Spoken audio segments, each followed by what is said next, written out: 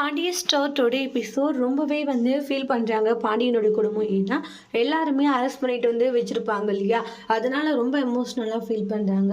உடனே அப்பா இவங்க யாருமே இப்படி பார்க்க முடியலன்னு சரவணன் சொல்கிறாங்க. எப்படியாச்சும் அரசியும் ராஜியமாச்சும் வீட்டுக்கு அனுப்பிடணுன்ற மாதிரி சொல்கிறாங்க. இவங்க 3 பேர் இங்கே பார்க்கும்போது கஷ்டமாக இருக்குன்னு சொல்லிட்டு நம்ம செந்தில் சரவணன் கதறிட்டு எல்லாம் ஃபீல் பண்ணிக்கிட்டு இருக்காங்க. அதுக்கு அடுத்து எல்லாருமே கூட்டிகிட்டு வந்துட்டாங்க. மீனாவை கூட்டிகிட்டு வந்துடுவாங்கன்ட்டு எதிர்பார்ப்போடு இருக்காங்க. ஆனால் என்னென்ன பார்த்துட்டு இருக்கு, இல்லைடா எல்லாரையும் கூட்டிட்டு வந்துட்டாங்க, அதான் மீனா இது கூட்டிட்டு வந்துருவாங்களா, இன்னும் நம்மளோட வீட்டுல மீனா மட்டும்தான் பாக்கி, அதுதான் யோசிச்சுட்டு இருக்கா அப்படின்ற மாதிரி சொல்றாங்க. அதுக்கு அடுத்துதான் பாத்தீங்கன்னா நம்மளுடைய மயிலோடைய அம்மா கிட்ட உள்ள பேசிட்டு இருப்பாங்க. இங்க பாருமா, எல்லாரும் மேலேயும் ஒருத்தர் விடாது கம்ப்ளைண்ட் கொடுத்துருக்கீங்க. அப்போ உங்க பொண்ணு ஸ்டேஷனுக்கு வரும், உங்க பொண்ணு கிட்ட நாங்க சில விசாரணைகள் பண்ண வேண்டியதா இருக்கு. மேடம் என் பொண்ணுல வேண்டாம், ஏன்னா நாங்க நல்ல குடும்பத்தை சேர்ந்தவங்க, இந்த மாதிரி இடத்துக்கு ஏமா ஸ்டேஷன் நினைச்சா நீங்க என்ன நினைச்சிட்டு இருக்கீங்க, இந்த மாதிரி இடத்துக்கு வேண்டாம் அப்படி இப்படின்னாலும் சொல்லிட்டு இருக்கீங்க. இங்க பாருங்கம்மா, கண்டிப்பா உங்களுடைய பொண்ணு வந்தே ஆகணும்ட்டு ரொம்ப இதாக சொல்லிட்டு இருப்பாங்க இந்த இன்ஸ்பெக்டர் இருந்துட்டு. அதுக்கு மயிலோடைய அம்மா இருந்துட்டு, இல்லை என் பொண்ணு அது இங்க பாருமா, இப்ப கொடுத்துருக்கீங்களே கம்ப்ளைண்ட், மொத்த குடும்பத்து மேல கொடுத்துருக்கீங்க, அவங்கள நல்ல குடும்பம் இல்லைன்னு சொல்ல வரீங்களா, எல்லாரும் நல்ல குடும்பம் தானே, அப்படி இருக்கும் போது நீங்க மட்டும் தான் நல்ல குடும்பம்னு நீங்க சொல்லக்கூடாதுமான்றாங்க. சட்டப்படி உங்க பொண்ணு இங்க இருக்கணும், உங்க பொண்ணை நீங்க கூட்டிட்டு வாங்கன்ற மாதிரி சொல்லுவாங்க. யோசிச்சுக்கிட்டே நின்றுக்கிட்டு இருக்காங்க. சொல்றோம் இல்லையாமா, உங்க பொண்ணு முதல்ல கூட்டிட்டு வாங்கன்ற மாதிரி சொல்லுவாங்க. அதுக்கப்புறமா அவங்களுக்கு வேற ஒரு கேஸ் வந்துடும், அதை பத்தி போயிடுவாங்க. இப்ப என்ன பண்றது பாக்குறீங்க, ஏன் நம்ம மயில கூட்டிட்டு வந்தோம்னு வச்சுக்கோங்க, அவ வாய் கம்முனிக்காம பதட்டத்துல ஏதோ ஒண்ணுதான் சொல்லிடுவா. அவளுக்கு சும்மா எதனா ஒண்ணுனாலே பயந்து போய் உண்மையை சொல்லுவேன். இப்ப போலீஸ் ஸ்டேஷன் அது இதுன்னா அவளுக்கு பயம் ஏதாச்சும் ஒளறி வச்சிருவாயா, அதனால நாம தான் கொஞ்சம் பார்த்து சூதானமா இருந்துக்கணும். என்ன சொல்ல வரேன்றாங்க. ஆமா, நாம தான் கொஞ்சம் உஷாரா இருக்கணும், சும்மா தேவையில்லாமல நம்ம இது பண்ணிட்டு இருக்க கூடாது அப்படின்றாங்க. நம்ம பாத்துக்கலாம் விட அப்படின்ற மாதிரி சொல்றாங்க. மயில ஸ்டேஷனுக்கு கூட்டிட்டு வர முடியாது, ஏதாச்சும் நம்ம சொல்லி சமாளிச்சிடறாங்க. ஏமா உன் பொண்ணுகிட்ட பேசுனீங்களா அப்படின்றாங்க. இல்லை மேடம் பேசல, நீ பொண்ணால வேணாம், நாங்கள் தான் சொல்கிறோம் இல்லை. ஏமா பாதிக்கப்பட்டவங்க இங்கே கம்ப்ளைண்ட் கொடுக்கணுமா, என்னம்மா பேசி வச்சுருக்கீங்க. இல்லை என் பொண்ணு ஏற்கனவே மனநல சரியில்லாதவ, என்னது மனநல சரியில்லைன்னு சொல்லிட்டு இருக்கீங்கன்னுவாங்க. அது என் பொண்ணு இந்த மாதிரி விஷயம் சம்பவம் நடந்துச்சு இல்லையா, அந்த சம்பவத்தை அவ இந்த மாதிரி ஆயிட்டான்றாங்க. இந்த மாதிரி விஷயத்த நினைச்சு அவ ரொம்ப வருத்தப்படுறது, இந்த மாதிரி எல்லாம் ஆயிட்டா. அப்படி இருக்கும் போது என் பொண்ணு இப்படி கூட்டிட்டு வந்தா நல்லா இருக்குமான்றாங்க. ஏமா என்னம்மா பேசிட்டு இருக்கீங்க, அப்படி நீங்க கம்ப்ளைண்ட் கொடுத்துருக்கீங்களே உங்க மேல, உங்க பொண்ணு அவங்க ஒரு கம்ப்ளைண்ட் கொடுத்தாதான் இது ஏத்துக்க முடியும், அதை விட்டுட்டு நீங்களா இப்படி பேசினா எப்படின்றாங்க. என் பொண்ணு மாத்தி மாத்தி பேசுவா அப்படின்றாங்க. வீட்டுக்கு நாங்க அனுப்புறோம், ஒரு கம்ப்ளைண்ட் சைன் மட்டும் கொடுக்கட்டும் அவங்கன்ற மாதிரி சொல்லுவாங்க. அப்படியா, சரி முதல்ல நாங்க போயிட்டு என் பொண்ணுகிட்ட பேசி சமாதானப்படுத்துறோம், அதுக்கப்புறமா இன்ஸ்பெக்டர் கேட்கிறோம். சரி ஓகே நீங்க போங்க. அதுக்கப்புறமா கூடவே ஒரு போலீஸ் அனுப்புறாங்க, போயிட்டு அந்த இதுல சைன் வாங்கிட்டு வாங்க. சரி ஓகே மேடம்ன்றாங்க. சே இந்த கேஸ் எல்லாம் வச்சுட்டு நம்மளால முடியலப்பா அப்படின்ற மாதிரி யோசிக்கிறாங்க. அப்புறம் அப்பதான் ரொம்ப ஃபீல் பண்ணிக்கிட்டு இருக்காங்க. அவங்க மருமக 2 பேரும் இப்படி வீட்டு பொம்பளைங்க கூட பார்க்காம அவங்க மேல கம்ப்ளைண்ட் கொடுத்து அரெஸ்ட் பண்ணிட்டு போற மாதிரி பண்ணிட்டாங்களே அப்படின்ட்டு ரொம்பவே இது பண்ணிக்கிட்டு இருக்காங்க. கொஞ்சம் கூட அவங்களுக்கு எல்லாம் மனசாட்சியே இருக்காது, இந்த மாதிரி பண்றாங்கன்ற மாதிரி தான் எல்லாருமே ரொம்ப எமோஷனலா ஃபீல் பண்ணிட்டு இருக்காங்க. அதுக்கப்புறமா முத்துவேல் சக்திவேல் குமார் வராங்க. வந்ததுமே ஆத்தா போய் கட்டிப்பிடிச்சிட்டு அழுகுறாங்க. அத்தா என்னாச்சு, எதுக்கு இப்படி அழுதுகிட்டு இருக்கேன்றாங்க. முத்துவேலு சக்திவேலு எல்லாம் போச்சு, பொம்பளை பசங்க கூட பார்க்காம அவங்கள கைது பண்ணி கூட்டிட்டு போயிட்டாங்க. என்ன சொல்ற, நடந்த விஷயத்த சொல்லணும்னே எதிர்த்து வீட்டுக்காரங்கள 3 பேருமே கூட்டிட்டு போயிட்டாங்க. அரசி ராஜி கோமதின்னு 3 பேருமே அரெஸ்ட் பண்ணி கூட்டிட்டு போயிட்டாங்க போலீஸுங்க. என்னது அரெஸ்ட் பண்ணி கூட்டிட்டு போயிட்டாங்களா, என்ன காரணம், அந்த தங்கமயிலோடைய அம்மா என் மருமக கொடுமைப்படுத்துறாங்கன்னு சொல்லிட்டு கம்ப்ளைண்ட் கொடுத்துருக்கா, அதனால எல்லாரையும் கூட்டிட்டு போயிட்டாங்க. சின்ன பசங்க எல்லாம் கூட்டிட்டு போனதை பார்க்கும்போது கஷ்டமா இருக்கியா, எப்படியாச்சும் அவங்க வெளியிடு. உடனே பொட்ட பசங்க கூட பார்க்காம கூட்டிட்டு போயிருக்காங்க. நம்ம வீட்டாளர்களை கூட்டிட்டு போனா நான் பார்த்து சும்மா இருப்பேனா, நீ கவலைப்படாதா, நான் வெளியே கொண்டு வரேன்ற மாதிரி முத்துவேல் சொல்றாங்க. சக்திவேலு நீ கவலைப்படாத, நான் கூட்டிட்டு வரேன்னு சொல்லிட்டு அவங்க 3 பேரும் கிளம்பி போறாங்க. அத்தை அதான் அவங்க போயிருக்காங்களா அத்தை, நீங்க ஃபீல் பண்ணாதீங்க, கண்டிப்பா கூட்டிட்டு வந்துருவாங்கன்றாங்க. அவங்க 3 பேரும் வந்துடணும், ஏன்னா பொட்டு பசங்க ஜெயில எவ்வளவு கஷ்டப்பட்டுக்கிட்டு இருப்பாங்க அப்படின்ட்டு எமோஷனலா ஃபீல் பண்ணிட்டு இருக்காங்க. அதெல்லாம் ஒன்றும் இல்லை, நீங்க கவலைப்படாதீங்கன்ற மாதிரி சொல்லிக்கிட்டு இருக்காங்க. அதுக்கு அடுத்ததான் பார்த்தீங்கன்னா ஸ்டேஷன்ல ஆளாளுக்கு ஒரு மொழியில ஃபீல் பண்ணிக்கிட்டு இருக்காங்க. அப்போ சரவணன், மேடம் இங்க பாருங்க மேடம், இந்த தங்கமயிலுடைய புருஷன் நான் தான், எந்த தண்டனையை கொடுக்கறதா இருந்தாலையும் எனக்கு கொடுங்க, என் ஃபேமிலியில் இருக்கவங்களுக்கு அந்த தண்டனை வேண்டாம், முதல்ல அவங்களை இங்கிருந்து வெளியே அனுப்புங்கன்றாங்க. சார் அவ்வளோ சீக்கிரம்லாம் வெளியே அனுப்ப முடியாது, ஏன்னா கம்ப்ளைண்ட் வந்திருக்கு சார், இங்கே விசாரணை நடந்துக்கிட்டு இருக்கு, உங்கள் பாட்டுக்கு வெளியே அனுப்பணும்னா அனுப்பிட முடியுமா சார்? அதெல்லாம் முடியாது சார். எங்க மேல கம்ப்ளைண்ட் குடுத்துருக்காங்கன்னா, அத நாங்க விசாரணை செய்வோன்றாங்க. ஜெயிலே போடல. ஆனா நீங்க இப்படியா பேசுறீங்க? இந்த மாரி இடம் சார் போலீஸ் ஸ்டேஷன்ல என்ன நெனச்சிட்டு இருக்கீங்க? ஏதோ இந்த மாரி இடம், இந்த மாரி இடம்ன்ட்டு எல்லாரும் ஆளாளுக்கு சொல்லிக்கிட்டு இருக்கீங்க. இங்க பாருங்க, இந்த மாரி இடத்துக்கெல்லாம் இவங்களும் வந்து போகக்கூடாதுன்னு ஏதாச்சும் சட்டம் இருக்கா? என்ன சொல்லுங்க. யார் வேணும்னாலும் வரலாம், போலாம். அதெல்லாம் நம்ம எதுவும் சொல்ல முடியாது சரிங்களா? ஏதோ தப்பான இடம் மாதிரிலாம் பேசிக்கிட்டு இருக்கீங்கன்றாங்க. அதுக்கப்புறம் இங்க பாருங்க போய் ஓரம் உட்காருங்க போங்க.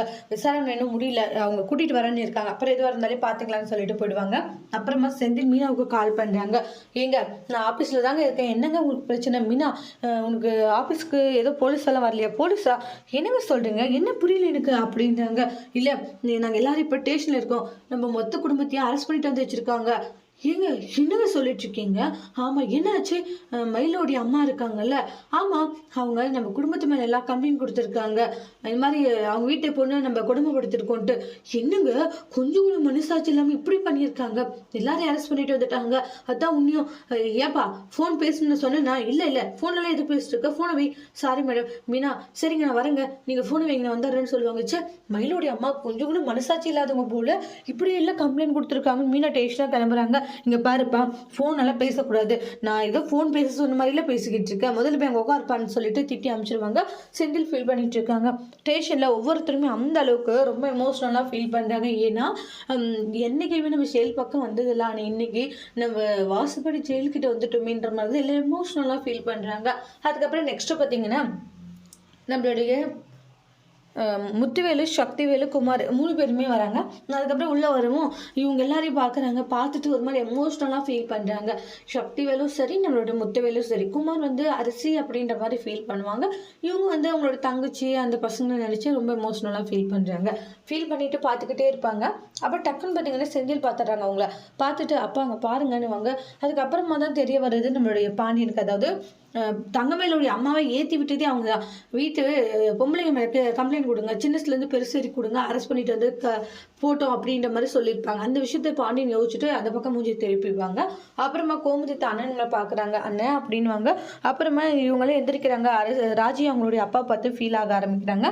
அதுக்கப்புறமா நெக்ஸ்ட் பார்த்தீங்கன்னா அப்பாவை பார்த்துட்டு கிட்ட போகிறாங்க. அப்பா அப்படின்னு சொல்லிட்டு உடனே அண்ணன் அப்படின்னு சொல்லிட்டு ஃபீல் பண்ணாங்க. என்னாச்சு, எதுக்கு அரெஸ்ட் பண்ணிட்டு வந்தாங்க அப்படின்ற மாதிரி சொல்கிறாங்க. கவலைப்படாதீங்க, நான் வந்துட்டு நான் வெளியே எடுக்கிறன்ற மாதிரி சொல்றாங்க. பாண்டியன் கதருக்கு யாருக்குமே ஒண்ணுமே புரியல. ஏன்னா இவங்களா வந்து பேசுறது, இவங்களா வந்து வெளியே எடுக்கிறேன்னு சொல்றது, இந்த அளவுக்கு மாறிட்டாங்கன்ற மாதிரி தான் ரொம்ப ஷாக்கிங்கோட இருக்காங்க. ஏன்னா அவங்க எப்படிப்பட்டவங்கன்னு தெரியும். ஆனால் எந்த காரணத்துக்காக நம்மளை அரெஸ்ட் அதாவது வெளியே எடுக்கிறேன்னு சொல்றாங்க அப்படின்னு மட்டும் திங்க் பண்ண ஆரம்பிக்கிறாங்க பாண்டியன். ஏன்னா அந்த அளவுக்கு நல்லவங்களும் கிடையாது.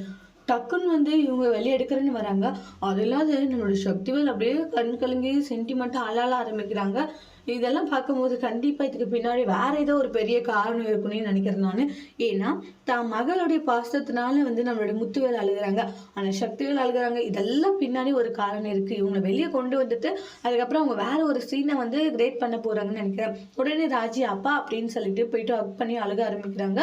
தான் மகளை வந்து தோல் கொடுக்கலாமா வேண்டாமான்னு சொல்லிட்டு யோசிச்சுட்டு அதுக்கப்புறம் தலையை பிடிச்சி தட்டி விடுறாங்க. அப்பா நான் இருக்க, கவலைப்படாத அப்படின்ற மாதிரி. அப்போ அப்பா நம்ம மேலே வந்து கையை வச்சு கவலைப்படாதுன்னு சொல்றது ராஜிக்கு ரொம்ப சந்தோஷமா இருக்கு. ஏன்னா நம்மளை வெறுத்துக்கிட்டு இருந்த அப்பா, நம்மளை அவாய்ட் பண்ண அப்பா இன்னைக்கு நம்மளுக்கு தோல் கொடுத்து நம்மளுக்கு ஆறுதல் சொல்றாங்கன்ற பட்சத்தில் அவங்களுக்கு ஒரு அப்பா இப்படி இருக்காங்கன்ட்டு ஒரு மகளுக்கு ஒரு சந்தோஷம். அந்த மாதிரி அந்த இடத்துல ராஜி ரொம்ப சந்தோஷப்பட்டுக்கிட்டு இருக்காங்க.